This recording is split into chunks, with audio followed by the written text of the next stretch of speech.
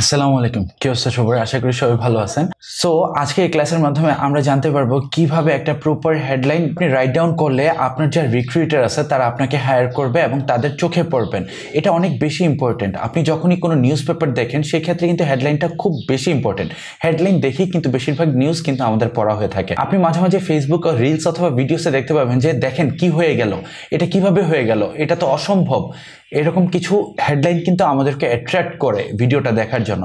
এরকমই আপনার প্রোফাইলে কিছু এরকম অ্যাট্রাক্টেবল হেডলাইন আপনাকে ব্যবহার করতে হবে, যার মাধ্যমে আপনাকে রিক্রুটার যারা আছে, যারা আপনাকে মূলত জব দিতে চায়, তাদের চোখে যদি আপনি ঠিকভাবে পড়েন সেক্ষেত্রে কিন্তু আপনি জবটা পেতে পারবেন। বিকজ আপনি যখন আপনার প্রোফাইলে এটা অ্যাড করে দিবেন, তারা কিন্তু স্কুলের মাধ্যমে অনেক সময় খেয়াল করে যে আসলে কে কোন সেক্টরে আছে, তিনি কি আসলেই কাজ করার জন্য উপযুক্ত কিনা এবং তিনি কতদিন ধরে কাজ করতেছে। সো আজকে এই ক্লাসের মাধ্যমে আমরা বিস্তারিত জানবো যে কিভাবে একটা প্রপার হেডলাইন রাইট ডাউন করা যেতে পারে। তাহলে শুরু করে আমরা আমাদের প্রোফাইলে চলে আসছি। দেখেন ফার্স্টেই নামটা দেওয়া আছে এবং এটার নিচে যেই এই যে একটা লাইন দেওয়া আছে, এই লাইনটাই মূলত হেডলাইন বা ছোট করে একটা এক্সপ্লেনেশন যে আপনি মূলত কি করেন। এই এক্সপ্লেনেশনটা অবশ্যই 220 ক্যারেক্টারের মধ্যে হতে হবে, আদারওয়াইজ এটা আপনার এর থেকে বেশি লেখা যাবে না। এবং 110 ক্যারেক্টারের মধ্যে হলে আপনাকে সবাই স্ক্রল করার সময় দেখতে পারবে। কিভাবে দেখতে পারবে? ফাইন, আমি হোমে চলে যাচ্ছি, মাই নেটওয়ার্ক, ওকে ফাইন।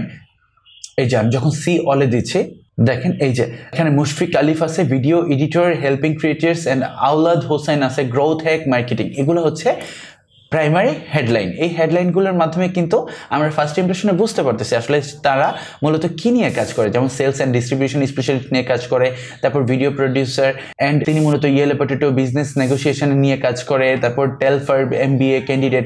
এভাবে মূলত আমরা আইডেন্টিফাই করতে পারবো যে এই লোকটা মূলত কি কাজ করে। সো আপনাকে এমন কিছু হেডলাইন ব্যবহার করতে হবে যাতে আপনার রিক্রুটার আপনার প্রতি অ্যাট্রাক্ট ফিল করে অ্যান্ড আপনাকে নক করে। সো আমি এই প্রোফাইলটার হেডলাইনটা এখন চেঞ্জ করব। আমি প্রোফাইলে চলে যাচ্ছি, ভিউ প্রোফাইল, ওকে ফাইন। এখন আমি এখানে এই যে দেখেন এই বাটনটাতে আপনি যখন প্রেস করেন এডিটের অপশন আপনি পেয়ে যাবেন।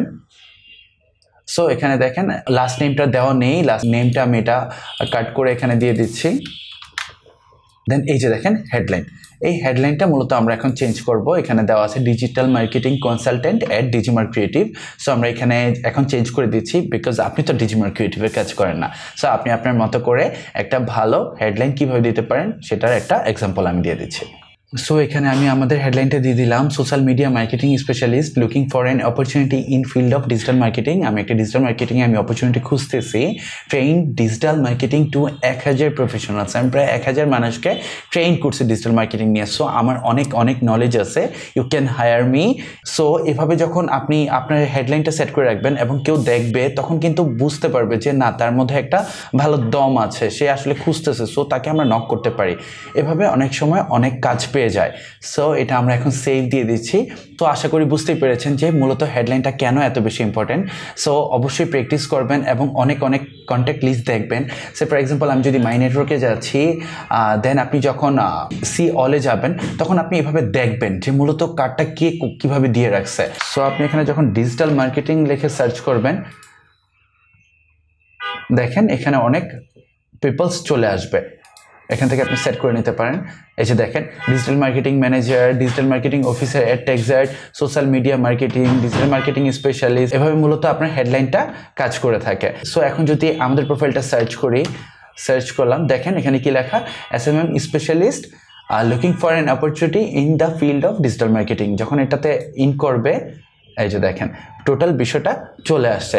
এভাবেই মূলত হেডলাইনটা কাজ করে থাকে। সো অবশ্যই হেডলাইন নির্বাচনের ক্ষেত্রে আপনি আরও 10-12টা প্রোফাইল দেখবেন, আপনি নলেজ গ্যাদার করবেন, দেন অবশ্যই ইমপ্লিমেন্ট করবেন। সো আজকের ক্লাসটা এতটুকুই। আশা করি সবার ভালো লাগছে। যদি বুঝতে কোনো সমস্যা হয় অবশ্যই কমেন্টে জানাবেন। সবাই ভালো থাকবেন, সুস্থ থাকবেন। আসসালামু আলাইকুম।